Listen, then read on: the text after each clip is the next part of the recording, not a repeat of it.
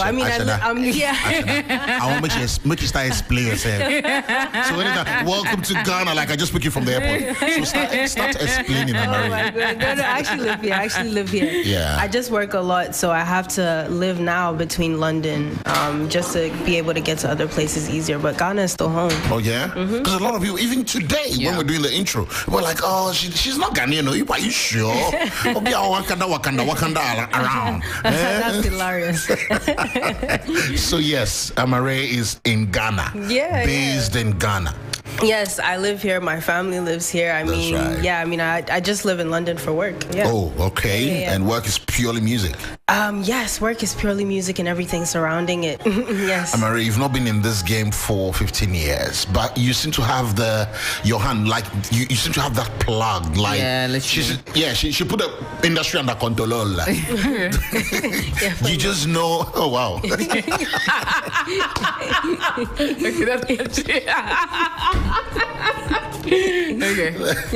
AJ, come in. You are not funny. No, but so we know you've always had like a relationship with music, but walk us through the journey of entering into this space, sort of taking over in terms of like alternative sounds, and now becoming like the superstar we know you for. Oh well, thank you. That's a compliment.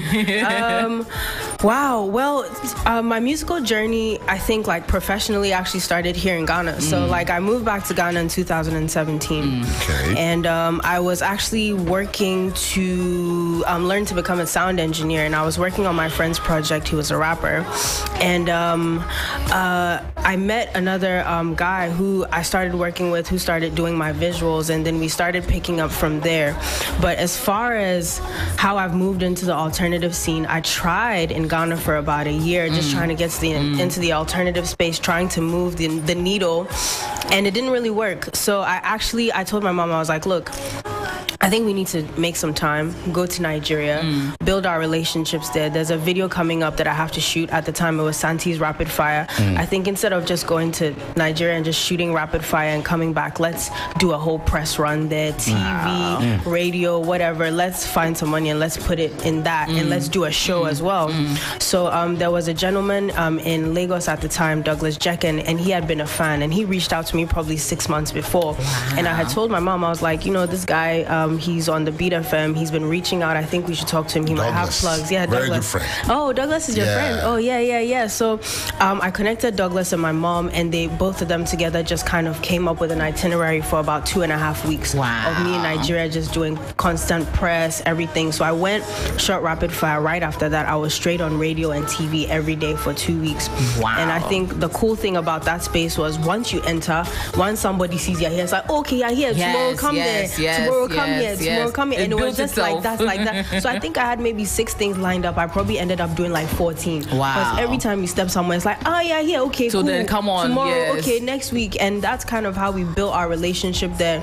And then from there, we did that for a year, and then I said, okay, let's go to London. So we did the same exact thing in London, like built our blueprints. Built our roots in London. We stayed in London for 3 months. My mom lived with me for a month of those 3 months, and then the rest of the 2 months I was by myself. So I was taking sessions, I was doing media, we were doing PR over there, building our relationships. And then I got my distribution deal for the album from a London-based label, Platoon, at the time. And yeah, so we did that in London. And then the album, we started to work the album. And as we were doing the singles, I think London and Lagos were kind of like our main bases that we were pushing the music. Sorry, go ahead. Any reason why you had to start from there? Because I have a lot to ask. Yeah. How the journey begins, Like, so any reason why you'd have to, like, you know what? Let's forget the home support for now, briefly. Let's cross borders. Yeah, well, you know what?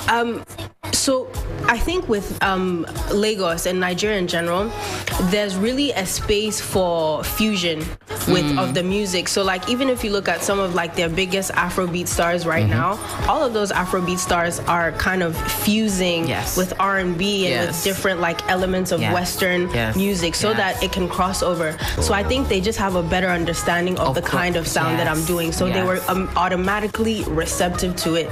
So that was just a jumping pad. I think with Ghana, we have great artists and great talent, but I think here we really love like the homegrown sound, and we haven't gotten to that point yet where we're completely open to like a more like fusion sound. So I think because of that, that's a polite way of saying that you're one way. No, not at all. I think no, not at all. I think that from Ghana artists, like the Ghanaian audience likes a certain type of sound from Ghana artists, whereas they may be more receptive to fusion sounds from like other Nigerians artists, and like South Africans. So I think for me that was just the reasoning why, from an analytical standpoint, it just made sense to approach things from Nigeria. All right. So Amaarae is purely Ghanaian, guys. Stop asking. She's Amma Sewa. Literally, so please, Amaarae is very Ghanaian. So, and well, some of us are not surprised. We were not shocked when we started hearing of you, you know, topping charts globally because, I think I first heard of your song and your style from Joako. That makes sense. And Mutombo. Yes. And I was like, this is different too. Yes. And then at some point, this lady, radio presenter in YFM, Lounge. Akosia. Yes, Akosia was like, Giovani, this girl is the future, man. Yeah, these were all like the early supporters. And AJ was actually an early supporter as well. Like that Passion Fruit and Summer album, like EP, I played it back to back. People were like, but what? I said you like it too. You like it on radio. It was different, right? Fluid was totally different. My job. It was my job. And a lot of you were not getting a lot of radio play in Ghana there. No. I actually want to say it was AJ, Antoine, Mensa, and then Kes and Akosia, who were like actively spinning. There's one more person at City FM that I can't remember right now, but those were the four. I think or Mingle also, No, I think it's Osei Kwame. So that was kind of like, those were the four main people that were kind of like pushing the Amaarae sound and journey. Wow. And now you're here, and you're just scratching the surface. Yes, in Jesus' name. Amen. In Jesus' name. You're very religious, spiritual. Absolutely. I wouldn't be here if it wasn't for God. Like my steps have been ordained and protected, honestly, throughout. So yeah. Wow. Okay, let's talk about your mom's influence. You never. I've studied some of your interviews. You don't go anywhere without mentioning Mama. Mama ba. And her mom is a vibe. Like her mom is actually like one. If you had a mother like that, there's no way you not succeed. Oh yeah. I'm telling you, there's no force against you can succeed because she is literally like a driving force in every aspect. Yeah. So you have music running through your blood. You have a forefather, grandfather somewhere, grandmom somewhere who did music, or. My father actually loves music, and he told me when I was younger that he played in his school band, and like he always wanted to do music, but obviously at the time that wasn't the vibe. And my grandmother as well told me my grandmother is about 80, so she said when she was like in her 20s, she wanted to be a part of one of the local Kumasi bands, but she couldn't, because this is what she told me verbatim. She was like, women would kind of look like as kind of soiled a little bit if you were part of that, being a musician. Right. So she said she never pursued it, but I think that just all around me in general, almost every member of my family loves music and loves a different type of music. Like my mom has very like classic taste, so like Sade, jazz, that type of stuff. Very like R&B, and my father more likes like the oldies, like Jimmy Cliff, Marvin Gaye, James Brown, and then like my uncles all liked hip hop and rap. So that influences heavy in your craft. Literally everyone around me loves music, so I've picked up bits and pieces from everyone, and then just my individual journey as I've like grown up and gone through the world, I've also picked up some of my own tastes. That's right. Well, for someone in your kind of music, and I mean that to mean you genre blend, you do this fusion style and all that. It's very difficult for you to work with others who you want to consider on the other side, who are not into alternative music. But you've worked with the likes of Radical, Koje Radical. You worked with Santi, you worked with Disclosure. How's working like with other people who are not particularly in your space, your general music like? I love it. It's my favorite thing to do. I mean, like when I think about about collabs like Stonebwoy. I have fun with stuff like that. When I think about working with Black Bones from Nigeria, Ruger and I recently did a record, and like I ended up doing like 2 records for him. Now he's beginning to look like you. Right from that record. Oh my god, that's hilarious. That's hilarious. Yeah. So him and he kind of does like very grassroots like Nigerian music. For me, I love stuff like that because I think people really underestimate how diverse my music taste is and how diverse I am. And I think it's very important for me to pay homage to like home roots, you know. And then outside of that, when I collaborate with people outside that make a different type of music from me, it's always just an opportunity to showcase my diversity. So I take pride in that, and it's one of my favorite things to do. I love that. Powerful. And we also talk about your movie, well, your sounds being used in movies and all that. Did you work that magic yourself? And how is the process like? Wow. So for Black Panther specifically, a good friend of mine, his name is Sheni. He happens to just be A&Ring the record. So I was working on my album, and he's like, "Where are you in the world right now?" I was like, "Sheni, I'm in LA. I'm finishing my album." He was like, "You have to come to Nigeria now." I was like, "How do you mean?" He's like, "I need you to be here in 24 hours because we are doing the Black Panther soundtrack, and you need to have a track on it." Wow. So I literally, and Sheni talks to my mom all the time too. So I was literally like, "Okay, Sheni, you text my mom." So I closed my camp 4 days early. So I've stopped working on my album 4 days early. I took my 2 producers, and we literally flew to Nigeria the next day. Wow. Did 24 hours. I think we turned around, and I came back to Ghana for a day, and then I went back. And that was which year? This was 21? What year are we in now? 2022. We are 2023 now. So I think it was 2022. 2022 May. Yeah. Wow. And just like that. Yeah, because that was not an opportunity to miss. Who's gonna say I won't do? Yeah, that was not an opportunity to miss. What? I literally, and I had to convince them. I was like, "Look, they had a track that they wanted me to do." I was like, "Look, let me just give you like an original song." And I was like, "Let me bring my producers, blah, blah, blah." They were like, "Okay, you just bring them and come." And literally, we went 24 hours. I took my whole team, and we knocked out a song for them and turned around. Was it rewarding, Casual? You don't have to go to specifics. Come on, AJ. I mean, it's Disney, you know. So you understand?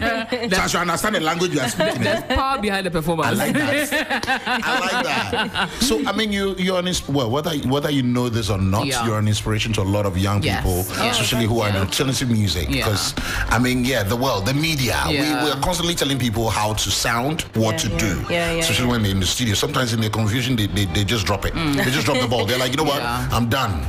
And then your lawyer. You know, but you come across as one who is intentional about your craft, and you seem to have the support system as well. From your mom's side, your team as well, and it's like, guys, this is what we're doing, and this is what we're doing. We have a strategy. That's why I kept asking about the blueprint. You're talking about you being telling your people you want to go invest this in other parts of Africa, and then you bring all this home at the end of the day. Now you're winning, and you're flying high, the flag of Ghana. Everybody's talking Amaarae, Amaarae there. You're on all these red carpets and all that. What do you have to tell that one person, one young lady listening to you right now, young guy who's like, Charlie, I don't want to do the boom boom chang everybody else is doing. I want to stay true to myself. How do I go about it? I think there's a power in staying true to yourself, but I also think that there is a power in understanding what works and why. For me, I started off completely alternative, making very slow R&B. And 2 things happened. As I performed my music live, and also as I just started to see what types of songs were resonating, I realized 2 things. I needed to move my tempo faster, and I needed to also understand really the African rhythm and movement and what fusion truly meant, at least the fusion that was connecting. So like the likes of Burna, Wiz, Tiwa, you name it. And so I think it's that, like understanding what is true to you, but understanding what connects with the world and combining the 2. But then I also really, really want to state and overstate the importance of like understanding branding and image is also another big thing, because that's important, how the world sees you, how you want the world to see you, and how what they're seeing connects with what they're hearing. And I think the third most important thing is business and strategy. And I think for me, I spend more time on business and strategy than actual creativity. Wow. Yeah. Say that again slowly. I spend more time on business and strategy than I do on actual creativity. Wow. I mark out times and spaces for creativity, but I am consistently every day in the business and strategy of things. Wow. Yesterday I called my managers and I'm like, hey guys, the record, where we have it out, what's it doing? I've been out to all the clubs in Ghana. I'm not hearing the record. So are we not getting in touch with the DJs? What's happening in Nigeria? How we talk to the offices, to Universal in Nigeria? How are we connecting with Ghana? Like, actively paying attention to what's happening and saying, this is how we need to make things work and this is how we need to plug things to move and what's going on with our online strategy, our TikTok strategy. What do I need to do that I'm not doing? That's consistent. You know what I'm saying? But I'm not like consistently every day in the studio working on music. I carve out time to pay attention to that. But honestly, in order to be an artist at a certain level, the business and the strategy and the thought that goes behind it and the intentionality and the consistency that has to go behind it, I think it's paramount. Because there are people that don't have that much talent but are far. So the voice of talent is not enough? Absolutely not. Absolutely not. I think, there are people that are like far less talented that are far ahead of others, miles ahead, and it's just because of their tenacity and their belief in the business and the strategy of things and understanding how to make that work. So I think that that's a very paramount thing. And if you don't like to deal with the business and the strategy, finding people who actively do. But I think it's detrimental for an artist to not be involved in their business and their strategy. So yeah. How do you find your sound? Me? Yeah. Personally? How do you find your sound? I developed myself for probably a good 10 years. I started making music when I was 17 and I'm 28 now.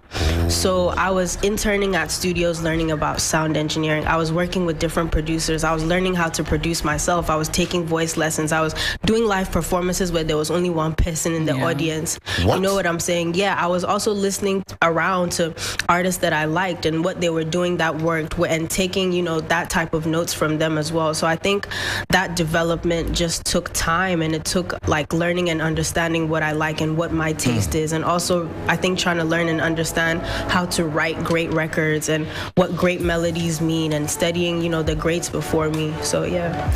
Now, let me bring in the fashion aspect because you have become a fashion icon as well. Oh, thanks. I'm trying. London Fashion you spoiled Week it. Collaborating We're not trying and we're not spoiling it. No, spoiled it. Because you've literally become the one that is your front row at Fashion Week. You're doing this. You're collaborating with different designers. You're actually making it work on a large scale that we've never seen before for a Ghanaian artist. Now, where do you tap in to find your fashion influence? And how's it like been working with international brands at the same time? Fashion, I think, is my favorite part of what I do because the fashion industry is just, they love creativity, so they invest in creativity and they invest in vision. But outside of that, I think they're also big on community. But for me, my favorite part of everything is just kind of like getting to learn and understand the fashion business and how they make things work on a marketing scale, how they make clothes. And I think as far as like where I draw my inspiration from fashion-wise, I mean, I have friends around me that dress well, that I learned from. My parents, when I was a child, dressed well. My father was a distributor of fabrics for a long time, so that's an education that I've always had. And I draw inspiration from the environment around me and, people around me. If someone might wear a shoe that I like and I'll be like, oh, that's a cool shoe, or they might put an outfit together in a certain way and I'm like, oh, I can kind of like take that and make it my own. So I think there's this inspiration everywhere. And as far as working with the fashion houses, I'm having a great time and everyone is super respectful and fun, and it's a cool space to be in, honestly. And it teaches you about like true marketing, because I think music, people market in one way, but fashion, they really understand marketing. They really, really understand marketing. Will we see you becoming a creative director for a fashion house soon enough, or will you have a line for yourself? Do you know what? I don't know. I don't know if I'm like educated enough in fashion yet to do that. And I think like even becoming a creative director of a fashion house is such a long pipeline to get there. So we don't know. Maybe we'll see maybe a few years later down the line, maybe not. But as far as like making my my own clothing, that's something that I absolutely want to do as far as brand building and extending and building my own brand. Definitely, that'd be cool. I don't know what goes through your mind when it's like you intentionally do this to us. Like, just put your headphones on, let me take you on this journey. I'm not even going to open my mouth. And let me just do something small to your ears. Why? Amaarae, why? And you say you're reckless and sweet. Why? Reckless and sweet. Why do you do this to us? I mean, Take us there. Join the recording of this particular one. What are you going through? Wow. So when this song came up, we were actually working on a completely different song. And as we were working on the song, I just started to hum. And one of my producers was like, yo, sample that. What she just did, like sample her voice and like let's start a whole new song. So they just took that sample that I like rough recorded and they started a whole new song with that. What were you saying? I wasn't saying anything. At the time, I was just add lyrics to it. Yeah. I was just going, and I liked the melody. I thought it was like a cool, like an earworm. So they're like, okay, cool, let's sample that. And then we started like doing the song. And we were all like writing the lyrics together. So we probably took us like 30 minutes to like write the lyrics. And then I went in the booth and just cut it in like an hour. Wow. And then we were done. And we had that song for like 2 years. Actually, yeah. This is a 2-year-old song. And we finished it last year in Ghana. I changed the second verse because I wanted it to be like stronger. But that was it. We literally did most of the song 2 years ago in LA. So you said, call me when the money come. Yeah, call me when the money. Yeah, eventually. That's where we got to. Yeah. Eventually, I had too much wine, and I was like, I'm not even going to say. And I was like, I'll just say that. Come when the money comes. It's very necessary. Every girl relates to that. Wow. No, seriously. I'm just saying, you gotta come when the money comes. When it's not there, don't call me. Don't call me. Lose my number. Lose my number. Delete it. I like that. But let me go to one sad girls of money. Hashtag again. We like money. You see, I identify with the money songs. You get know more. Thank you. No, but like, how did it feel when that song went from like a creation of yours to becoming like the biggest song in the world at a point? I always knew it was gonna happen. Like I remember, I swear to God, I remember the day like we made that song and we finished. I went on my Instagram live and I played that song like back to back, and I was like, this is a hit. I'm telling you guys, this is a hit. Even the beginning, dollars all around. Like, hey, dollar bill. But yes, that's proper manifestation. I'm telling you. You make a lot of money after that song. Oh yeah. Don't be shy to give glory to God. No, absolutely. I think the song has been a great gateway into like opportunities, but I also think that we worked so hard to push that record, literally from going from radio all over the world and knocking down those doors to like getting dancers to dance to it, to literally performing it everywhere, doing all like the live shows and festivals, major festivals across the US and UK. Like that was like a focus track, like pushing that song forward. And then doing the remix like was very intentional with Kali Uchis, because she's a Spanish artist that streams extremely high. And I was just like, bro, if we get her fans onto this, that's over. And like I feel like that was like a really great move that we made, and it all played out wonderfully, thanks to God. So yes. Now, do you feel a pressure to replicate that success? I don't feel pressured. I think it's gonna happen, no matter what. Just because I think it's I think I understand what it took to get it there. So it's just a replication of that process. But I don't feel pressured at all. Okay. Now, in terms of, like, you have a very huge social media presence, not only on Instagram and everything, but on Twitter. You're very vocal. Oh, my God. Your tweets go viral like the whole 9 yards. Now, how... was it an intentional strategy to just, find an outlet where you can have honest conversations with your fans? And how do you deal with some of the backlash that comes your way on Twitter? Girl, it's so funny. Like, my social media, and especially Twitter, is not a strategy. I like to write, and this is just me. No, I like to write, and I feel like Twitter is the fastest way to get to your fans. If you want to tell them something, it's direct. They read it straight from your mind. You get what I'm saying? So for me, I like talking about things that I like. I like talking about things that upsets me, that don't upset me, that I feel inspired by. And I think me being vocal on Twitter, it's a double-edged sword because other people are also vocal and people have opinions on your opinions. And I think for me, I've grown the thick skin to the point where it's just like people will like you, people won't like you, people will misinterpret what you say. So cool. I keep expressing myself, but I think now I'm just more aware of like how I think you just have to be kind of like, you have to read the room at times, and sometimes what you have to say may be the truth, but you're not the voice people want to hear from. So you know, you have to just be self-aware, I think, in that sense. Wow, that's actually quite deep. Yeah, let's talk about your meetup with the Veep. You know, Kamala Harris, you making it even onto her playlist. Yes. How's the feeling like? I think I'm just grateful that truly, and I think people will be shocked by this, but like I get to be a representation and a flag bearer for what our nation has to offer. And I'm glad that I got that opportunity to showcase that to the vice president as well. And, you know, just speaking to her about life and her kids and my mom and my family and business, and, you know, her offering advice about how she's gotten to where she is. I think it's like cool to just have that kind of intimate conversation with someone that has gone from where they are, you know, where they were to where they are. You know what I mean? So I was honored, and then I was also honored that she loved the record and added it to her playlist. Like, that was fire. That's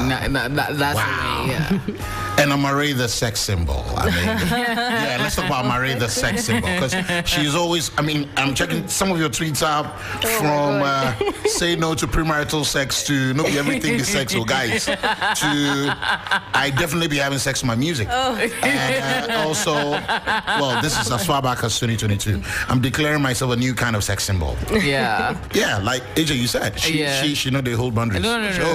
We love it. No, she tweets. Wow. Like whenever I come across Amaarae's tweets, I'm excited. Like, thanks. I'm like, yes. But you have a very interesting opinion when it comes to marriage.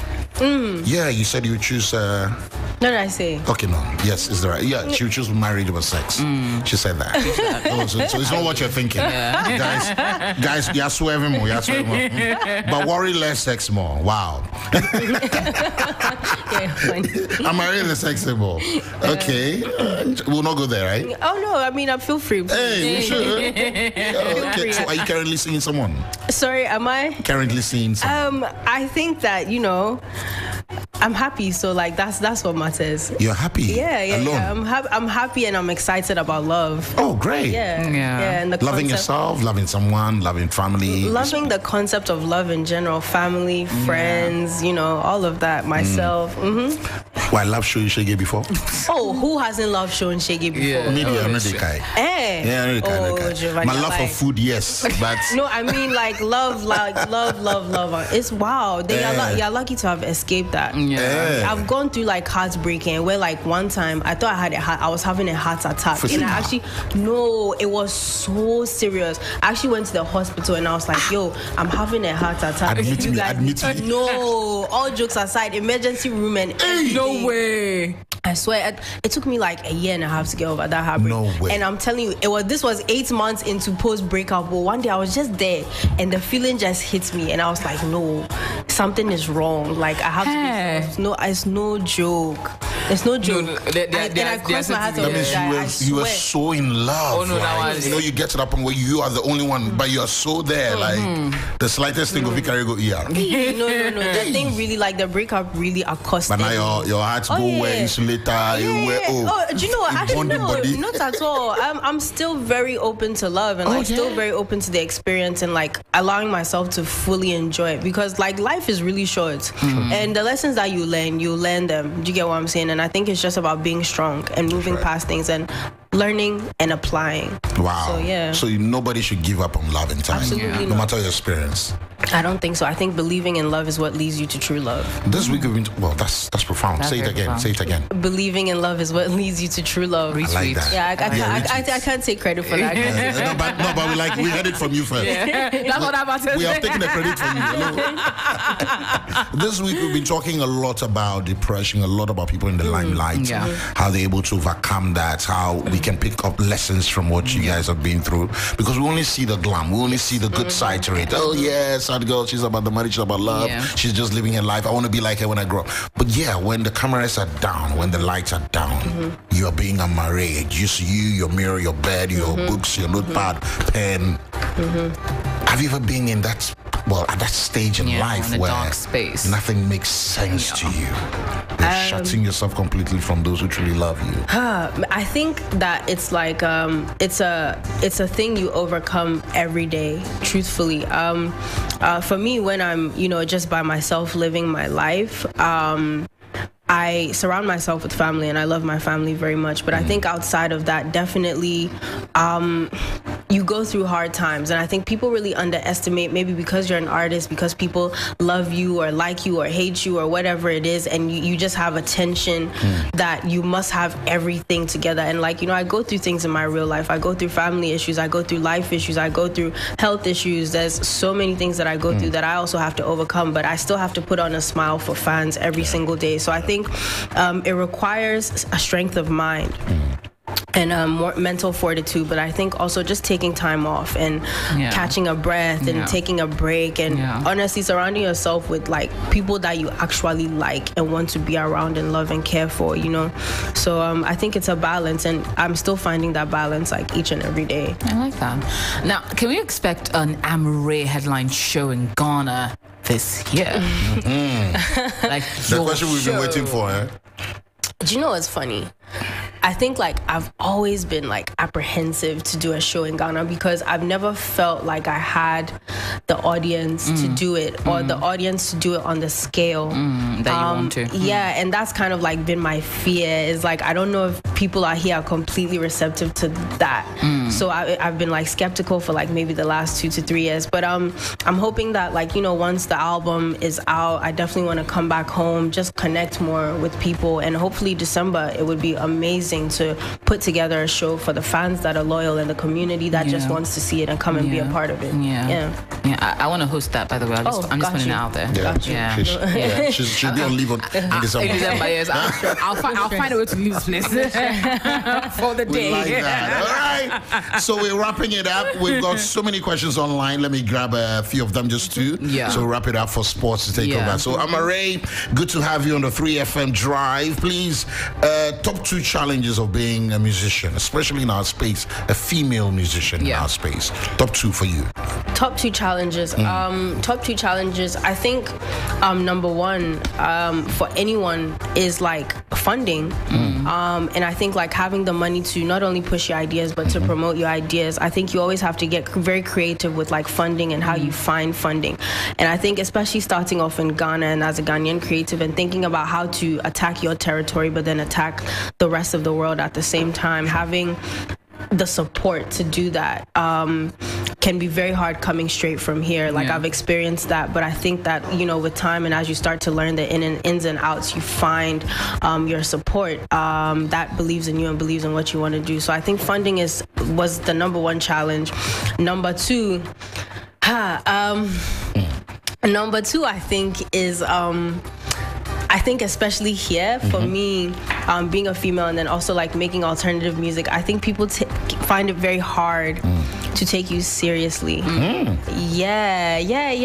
I remember when I first started, man, a lot of radio wouldn't play me. As I told you, AJ was one of my only and early supporters. A lot of TV3 actually gave me so many opportunities, but aside from them, and if I'm forgetting anyone, I'm sorry, but I just can't remember anyone that was willing and open to being all right, until cool, it became a TikTok song. Until they just started to see the forward movement over time. And I think people trying to underpay you for shows and all that. I know people weren't even trying to pay me at all. When I first started, people weren't even trying to pay me at all. I actually remember I'm not gonna shame the platform, but a platform that offered me credit, MTN credit. Stop it! I swear. Stop it! No.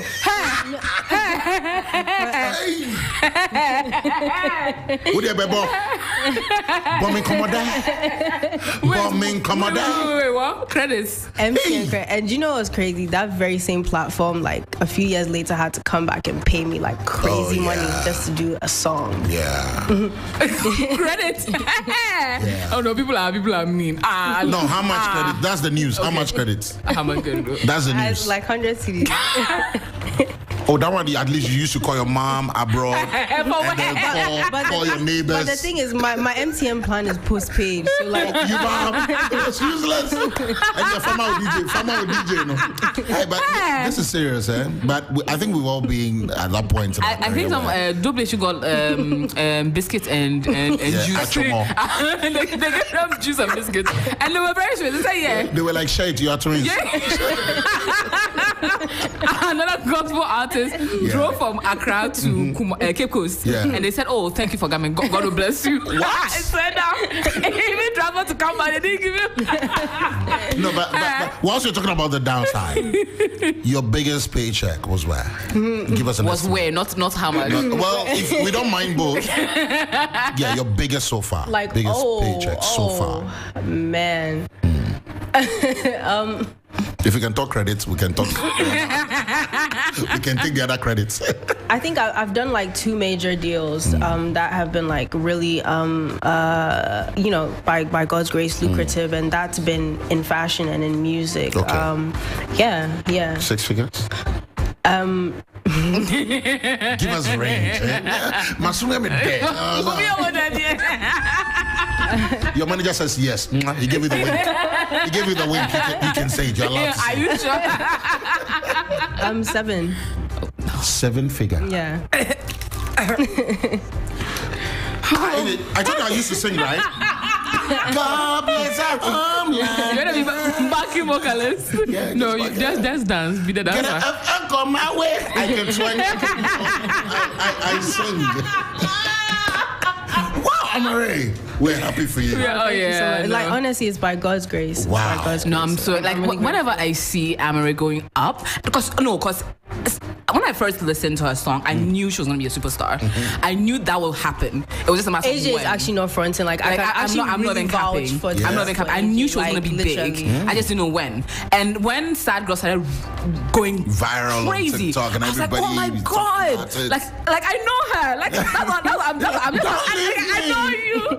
Hallelujah. Because a time is gonna come, and I'm not even capping. This is not even close to where Amaarae is gonna get. Yeah. A time is gonna come to see her or be had. Wow. Because she's never for you, Giovani, never for you. Sure. She's gonna be the biggest. But we didn't take selfie from here. No, we didn't take selfie. I would tag you. Like that's me. No, but she is gonna be huge. She's gonna be huge in fashion. She's gonna be huge in music, and like everything she touches literally goes platinum. Wow. And I'm so excited to see how much further she's gonna go. So AJ, thank you. From your mouth to God. It's a fact. It's written in the stars, and we're all gonna see the manifestation, and I'm so excited for that. Amen to that. I'm so excited for that. Yeah. Maybe that would be the final question, and then we'll wrap up with that. Yeah. What do you have to tell anybody listening around? Maybe an individual, corporate Ghana, someone who's like, you know what, I'm an investor, I have money, but this job, I ride no days.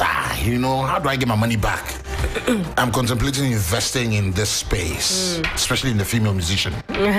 What do you have to tell the person? I think that the world has warmed up to African music, and we are now at a point where, I don't know if you're familiar with K-pop and J-pop. Yep. We are just about as close to that sort of crux where J-pop and K-pop are at, where people just have mega fans who love their music. And the crazy thing about J-pop and K-pop is they don't even speak English. Like we're speaking English in the music. Guys, we're talking Korean and Japan. Yes. So I think African music is in that space now where the world is receptive to it. So if the time to invest if there's ever a time to invest, it's right now. If you're wondering on how you're gonna get your money back, I want to tell you that it takes a lot of money to make that money back, and you have to be willing to spend, but you also have to spend it on the right artist, an artist who has a focused mindset, who has a drive and a goal and a vision, and an artist who is, I think, competent and capable enough not only to drive themselves forward, but to keep people around them that drive what they're doing forward, and keep people around them that keep them motivated, but also keep people around them that manage their affairs well. So I think that's very important. If an artist does not listen to you and you see them going wayward, or I just wouldn't waste my time, because it's a lot, it's capital intensive. So if you're gonna invest that, just make sure it's someone that you believe in and who believes in their strength in themselves, and is respectful enough to not waste your time in their own time. And I think if you want to invest in a female musician, you should also understand the visual aspect of it, the branding aspect of it is important. Girls are not like boys. We have hair, we have makeup, we have styling. The guys, it's and you have moods. Oh wow. Honestly, do you know something? The women that I've worked with, I feel like have been way less temperamental than the men. The men have more attitude and more ego. The men I have found are so egotistical and temperamental. I get jobs easily done with women, from artists to my team is 99.9% female. We have Sumit, who is our finance manager, and then Papa, my brother, who's also my road manager and A&R. And I want to say that is about it. Our lawyer he's kind of like external team, so that doesn't count. But as far as core team, it's all women. Wow. Amaarae, ladies and gentlemen, I wish we had longer time to do all this. We can do this all day. Literally. The questions are now coming in thick and fast.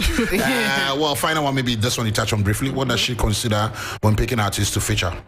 Oh, what do I consider? That I like their music and that they are respectful and actually are nice people. I think that's very beyond the music. Yes, one of my favorite people that I've ever worked with is Tiwa Savage. I was floored by the level of respect and humility and kindness. This is an icon. Yeah, Tiwa Savage paved the way for me. So I'm coming to work with Tiwa Savage thinking, okay, let me just be on my P's and Q's. Wherever I get, I'll take. And God, the grace. Tiwa has come out to support me anytime I've done a show, whether she's in Lagos, Ghana, London. Oh, you're doing a show? Okay, I'm coming. Oh, do you want me to come on stage with you? Okay, cool, I'll be there. Whoa. Yeah, and it's never okay, what am I gonna get back from you? It's always so sweet and always so nice, and checks on me, checks on my mom, really such a sweet human being. Yeah. And by the way, Buju, he was here on Friday. Yep. And he was talking about before he entered into music, the people that he was listening to give inspiration, and he mentioned you as one of them. Yeah. Really? Yeah. Oh, wow. He was Amaarae and Shodom Camp and a few others. And that was how he sort of built his sound. You are joking. I'm telling you. That's literally what he said right here. Wow. So yeah. Well, DJ Faculty would like to work with you. DJ Faculty, you should put something together. He's got in fact, drop one of your songs for her. Drop one of your songs. Drop it. Drop it. Drop one of my DJ Faculty, he raps or what? So he does the beats, he inspires the beats and all that. He works with Dope Nation and all that. He's a DJ for Day Trash. He plays your songs on Day Trash all the time. So DJ Faculty is a producer like you. Yes. Yes. Oh, fire. Yeah. You should send me a pack. That's fire. Right. That's right. DJ Faculty, you're just here being quiet. No, so no idea. See that I read That'd be hard indeed. DJ Faculty. Yeah. Great people are very quiet. You see the way I'm loud. Jay-Z or Beyonce enters here, you better make sure they don't leave without knowing that you make beats. So it's true. DJ Faculty, please. That's please right. Don't do that. This song. Play that song. Play that song. This Faculty song.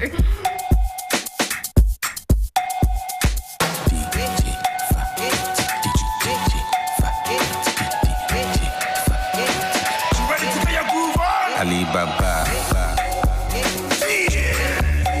Alibaba,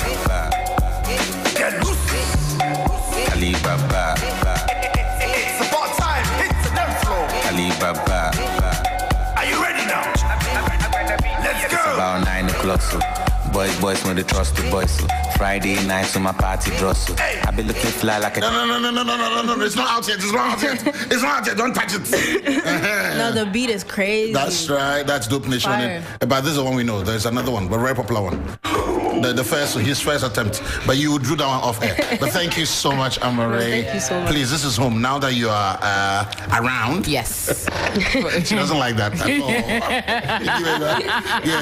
Yeah, you are mostly based in Ghana, but now that you are around, you're not running away anytime soon. Yeah. Make sure we see more of you. Yeah, absolutely. The album is coming soon, so I'll make sure this will be the first. Do you have a month? Do you have a date? Yes. Yeah. I don't want to say anything because I don't want like the fans to like worry me. But this is actually the first place I'm saying it. The tentative date is June 9th.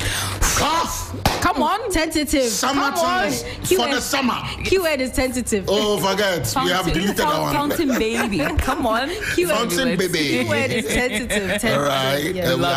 How many tracks are ready now? No, all the records are done. 14 tracks. Wow. Okay, that's all she's saying. The song that's about to go number one everywhere. That's all she's saying. And on the number one album everywhere. Your favorite collabo on the album? It's just me. No, everything. Yeah, no features. No feet. You don't say. Selfish you. Yeah, no. It focus me. Yeah, it was like a very intentional thing. I just felt like I really wanted to prove to myself, to my people, to fans that I can carry something on my own and I can show versatility in that way. And I think for me, like as I was crafting these records, I kept thinking like, all right, I'm going to make like I'm walking here, I'm making hits, and I wanted to carry them by myself on my own. So we will do like a remix